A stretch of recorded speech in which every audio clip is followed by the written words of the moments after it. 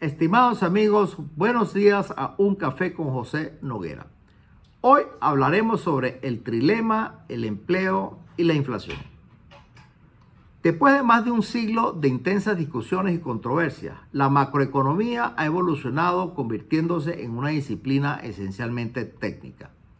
Las ideologías que se disputaban la verdad sobre cómo dirigir la economía han quedado de un lado para dar paso a una disciplina esencialmente científica. Actualmente prevalece un gran consenso entre la mayoría de los economistas académicos y de los bancos centrales sobre el comportamiento de la macroeconomía y la dirección de la política. A este consenso se le llama la nueva síntesis neoclásica, la cual fusiona elementos del pensamiento clásico, monetarista y keynesiano, con los desarrollos metodológicos más recientes para explicar las fluctuaciones económicas, brindando el fundamento teórico para el trabajo diario de los bancos centrales modernos. En un momento determinado, una economía está compuesta de personas con diferentes talentos y formación, una infraestructura física como carreteras, servicios de agua, electricidad, salud y un sinnúmero de industrias donde la gente trabaja. Lo ideal es que las industrias generen suficientes puestos de trabajo para todos.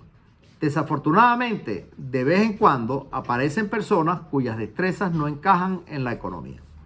Suponga, por ejemplo, que en algún país latinoamericano lleguen unos astronautas que buscan trabajo intensamente.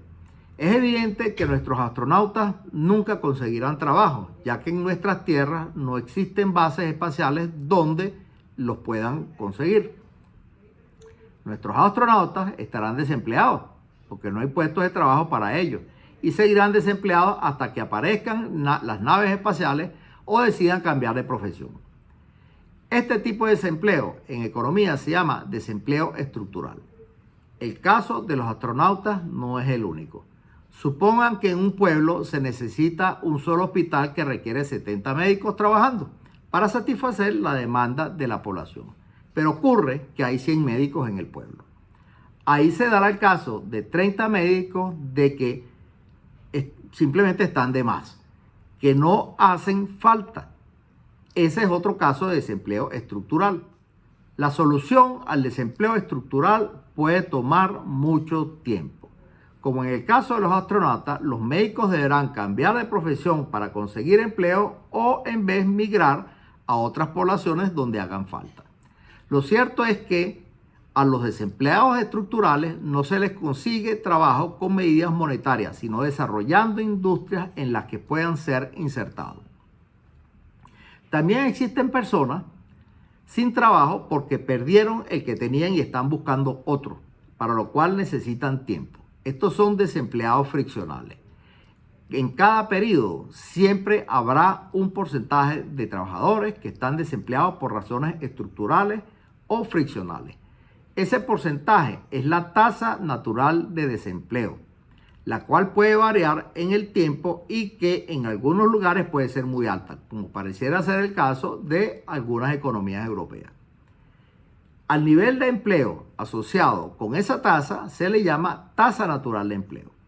Cuando la economía se ubica en su tasa natural de empleo, está produciendo a su máxima capacidad. Es decir, está en su producto potencial. Hay ocasiones en que hay gente desempleada no por razones estructurales o friccionales, no son astronautas, sino porque las empresas en las cuales pudieran trabajar no tienen suficientes ventas y por ende contratan menos empleados. Este es el tipo de desempleo que puede atacar un banco central, una institución cuya función es dotar a la economía de suficiente demanda para que todos obtengan empleo. Si hay demasiada demanda, la tasa de desempleo sería menor.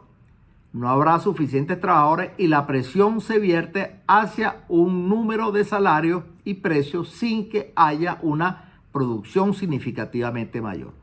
Los siglos XIX y XX están llenos de episodios de un boom con mucho empleo, seguido de una caída de desempleo masivo. El objeto de la política macroeconómica y en particular de la política monetaria es evitar los ciclos de boom y caída para que la economía mantenga siempre su nivel natural de empleo. Esa es la política de estabilización. Cuando una economía está en su nivel natural de empleo, la tasa de inflación también es estable, aunque puede ser alta o baja. Una inflación alta, sin embargo, es inconveniente porque la inversión es más riesgosa. Así, otro objetivo macroeconómico es mantener una baja tasa de inflación. Pero antes de saber cómo hacerlo, veamos primero cómo funciona la macroeconomía de un país. Esta información la proporciona la nueva síntesis neoclásica. La política monetaria tiene dos limitaciones severas. Uno, no puede fijar la tasa de interés ni la tasa de desempleo a un nivel distinto a sus tasas naturales, sino por un periodo limitado de tiempo. Una práctica común de los programas populistas es mantener baja la tasa de interés a toda costa para estimular la inversión. Esa política es de un keynesianismo muy simplista. El Banco Central baja la tasa de interés prestándole dinero a los bancos y aumentando la cantidad de dinero para el crédito. En otras palabras, aumentando la cantidad de dinero en circulación. Al principio, el poder adquisitivo del dinero aumenta y asimismo aumenta la inversión y el consumo.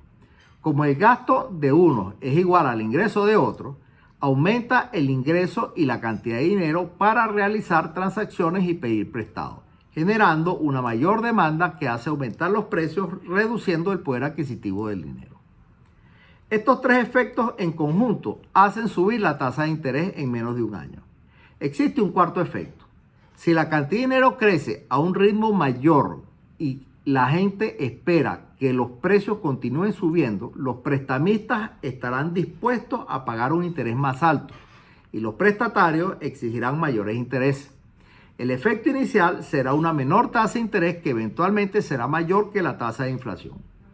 Una segunda limitante es el empleo. El Banco Central no puede afectar de manera permanente la tasa de empleo. El efecto inicial de una mayor cantidad de dinero es estimular el empleo, pero el Banco Central no puede mantener una tasa de desempleo distinta al nivel natural de empleo.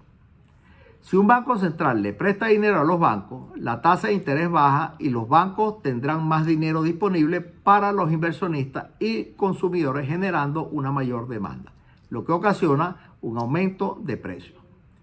Si el Banco Central incrementa permanentemente la cantidad de dinero, los precios seguirán subiendo, pero eventualmente los trabajadores pedirán salarios más altos, so pena de cambiarse de trabajo, lo que irá mermando las ganancias iniciales de las empresas, que disminuirán su producción hasta que el empleo regrese a su nivel natural, pero con una mayor inflación.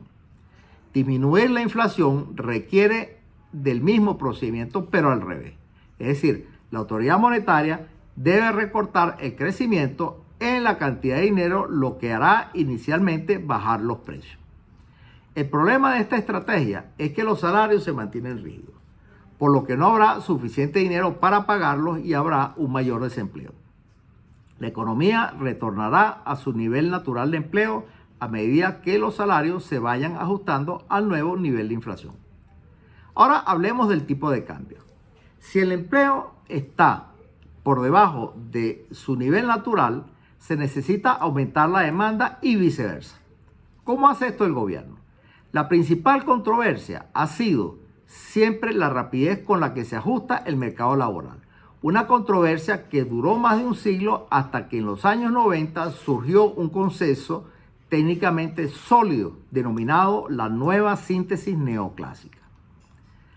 Ahora, la respuesta de la economía está estrechamente relacionada con una trinidad imposible, conocida como el trilema. La política macroeconómica siempre busca que la economía alcance su tasa natural de empleo y que haya un equilibrio externo. Me explico. Como la tasa natural de empleo va atada a una inflación estable, que puede ser alta o baja, aunque preferiblemente baja, ya que crea un ambiente de menos riesgo y por lo tanto atrae más inversión. La inflación es particularmente un problema con los contratos de préstamo, ya que quien presta con una tasa de interés, por ejemplo, 10%, pensando que la inflación es 5%, pero resulta que la inflación terminó siendo 10% también, entonces el prestamista no ganó nada por dicho dinero, por dicho préstamo. Posteriormente, la tasa de interés aumentará o no habrá préstamo. Como no se sabe exactamente cuál es la tasa natural de desempleo, la forma más fácil de saber si el desempleo está por encima o por debajo de su tasa natural es observando si existe una presión al alza o a la baja en la tasa de inflación. Hay muchas razones por las que esto puede ocurrir. Si los trabajadores y las empresas tienen expectativas de que los precios subirán en el futuro, el Banco Central valida dichas expectativas imprimiendo dinero. Los precios en efecto aumentarán y si esto se hace de forma reiterada, habrá una espiral inflacionaria. En un caso así, la política monetaria no debe validar esas expectativas, sino mantenerse hasta que las expectativas retornen a donde antes estaban. Por otra parte, el equilibrio externo significa que la cuenta corriente, es decir, la diferencia entre las exportaciones y las importaciones, sea manejable. A la economía no le conviene tener un superávit externo enorme, porque significa que las exportaciones son mucho mayores que las importaciones y está acumulando dólares, que los bancos nacionales depositan en algún banco en el exterior, es decir, de esta forma estaría prestando dólares. Cuando los bancos extranjeros reciben estos depósitos, se los prestan a sus clientes de forma que un superávit significa que nuestro país está financiando la inversión en el exterior.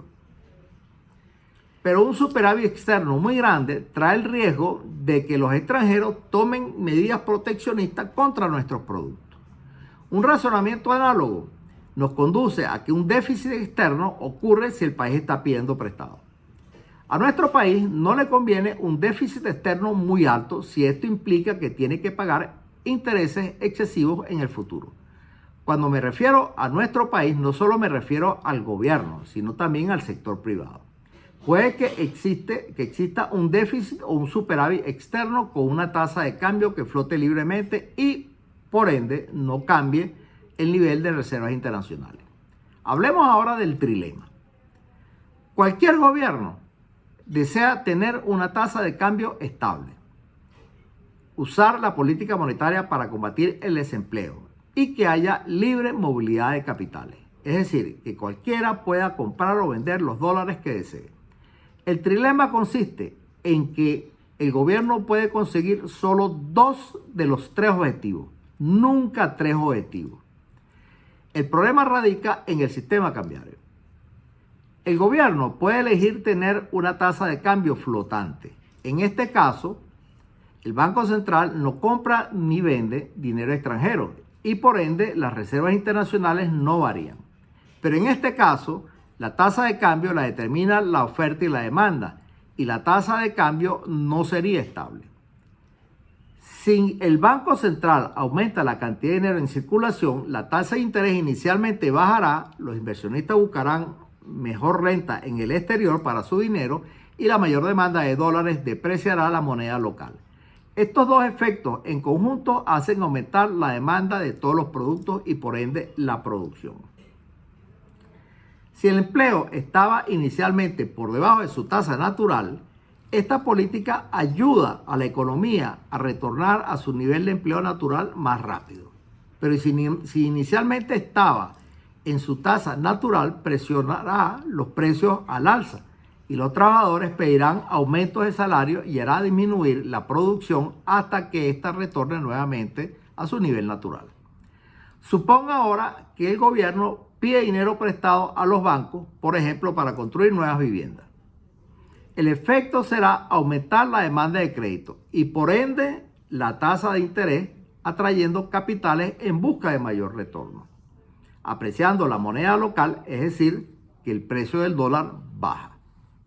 La apreciación hará disminuir las exportaciones al hacerla menos competitiva, reduciendo la producción, pero también hará que los productos importados sean más baratos y la gente comience a comprar productos nacionales en vez de productos importados, deteriorando el sector externo y haciendo disminuir la demanda. Al final, la economía retorna a su nivel de tasa natural y el bolívar o el peso o la moneda local que fuere se aprecia de manera permanente. En conclusión, una tasa de cambio flotante permite una libre movilidad de capitales y que la política monetaria sea efectiva para expandir o contraer la economía. Pero el precio es tener un precio del dólar inestable y la política fiscal es inefectiva, es decir, no sirve para expandir la demanda y combatir las recesiones. Cuando la tasa de cambio es fija, evidentemente el precio del dólar es estable y cualquiera puede comprar o vender cualquier cantidad de dólares que desee. Sin embargo, el gobierno pierde la política monetaria en el sentido de que no funciona para expandir o contraer la demanda, ya que si el Banco Central imprime dinero y suponga que se lo presta a los bancos comerciales, aumenta la cantidad de dinero en circulación. Para poder prestar esa cantidad de dinero adicional, los bancos deberán bajar la tasa de interés y los inversionistas preferirán colocar su dinero en el exterior. Es decir, saldrán capitales y el Banco Central tendrá que vender reservas internacionales para poder satisfacer la demanda de dólares, disminuyendo la cantidad de dinero hasta que la tasa de interés retorne a su nivel inicial. En pocas palabras, la política monetaria es inútil y solo sirvió para que el Banco Central perdiera unos dólares de las reservas internacionales que se los regala lo más seguro a un banquero. Suponga ahora que el gobierno pide dinero prestado a los bancos para aumentar su gasto. Entonces, la presión sobre el mercado de crédito hará aumentar la tasa de interés, ocasionando que entren capitales buscando un mayor retorno. Como la tasa de cambio es fija, aumentará la cantidad de dinero y la economía se expandirá aún más. Resumiendo, cuando la tasa de cambio es fija, el precio del dólar es estable, hay libre movilidad de capital y la política fiscal puede ser usada para expandir la economía, pero la política monetaria resulta ineficaz. Por último, suponga que el gobierno impone un control de cambio. Obviamente no habrá libre movilidad de capitales y estará garantizada la estabilidad del precio oficial del dólar. Pero la escasez hará aparecer un mercado negro donde el precio del dólar será variable. Así que la estabilidad cambiaria es relativa. La política monetaria es efectiva para expandir la economía, ya que el gobierno controla la interacción con el mundo exterior. Los controles de cambio son ineficientes porque con ellos los dólares son asignados por un burócrata que decidirá quién los necesita y quién no los necesita. Y a quien se los otorgan no es necesariamente quien los requiera, lo que a su vez provee un incentivo para la corrupción. En general, este régimen disminuye la inversión y estanca la economía.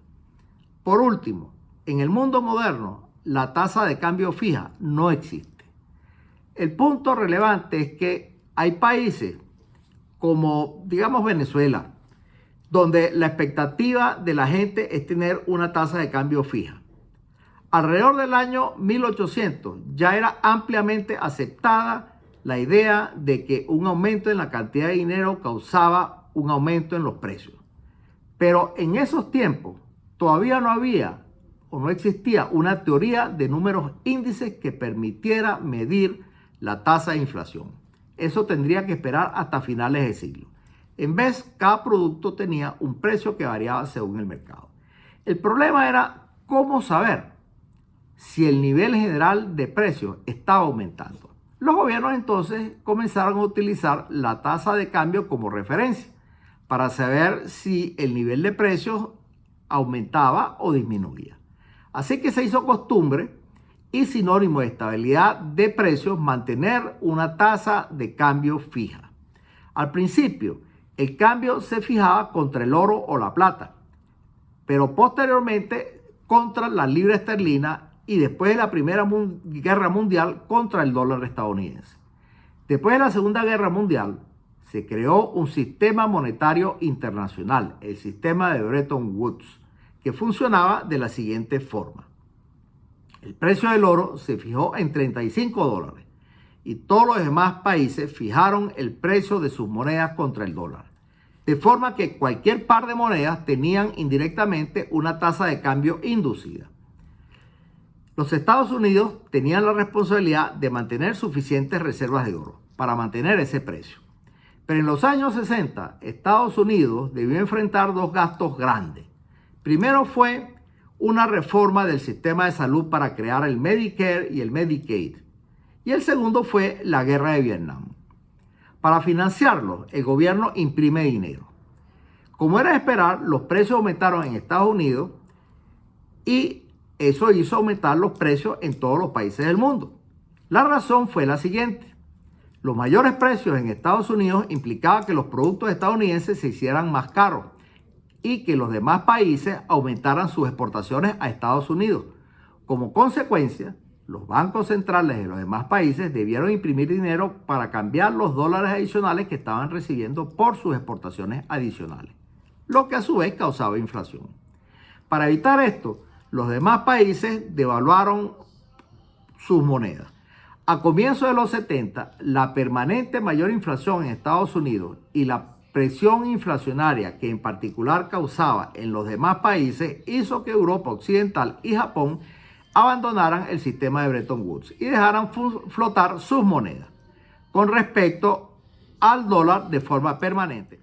Al principio existía la expectativa sobre el diseño de un nuevo sistema monetario internacional, pero la tasa flotante de facto demostró facilitar una mayor estabilidad en la producción y el empleo, y todos han dejado sus tasas flotando hasta el día de hoy.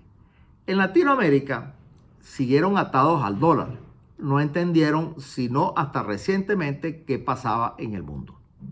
Actualmente, el país latinoamericano que insiste en mantener un sistema cambiario errático es Venezuela, el cual usaremos como ejemplo.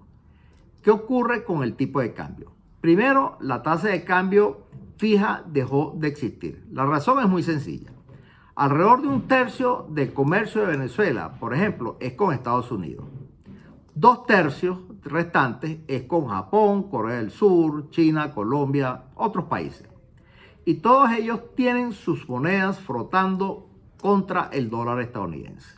En consecuencia, si Venezuela tiene una tasa de cambio fija con el dólar, como el dólar flota con respecto al euro, la libra esterlina, el yen, el yuan, el peso colombiano, entonces flota con las 2/3 partes de su comercio, pero no flota en función del bienestar de su propia economía, sino en función del bienestar de la economía de los Estados Unidos.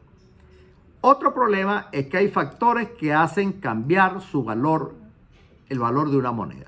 Por ejemplo, si la productividad de los Estados Unidos aumenta a un ritmo mayor que en Venezuela, el bolívar venezolano debería depreciarse. Si no lo hace, Venezuela pierde su posición competitiva en el comercio mundial. Esto fue lo que ocurrió, por ejemplo, en Argentina con la caja de conversión. De allí que la mayoría de los países han preferido dejar flotar sus monedas, ya que también evita importar la inflación. No hay que tenerle miedo a una moneda depreciada. Si eso ocurre, el Banco Central pudiera comprar la mayor cantidad de dólares para mantener la competitividad de las empresas y acumular reservas internacionales para financiar, en un caso como el de Venezuela, un futuro sin petróleo, como lo están haciendo países como Noruega o Arabia Saudita. Y a los países, otros países como digamos Hong Kong, tener economías mucho más sólidas. Hasta aquí, mis estimados amigos, un café con José Noguera.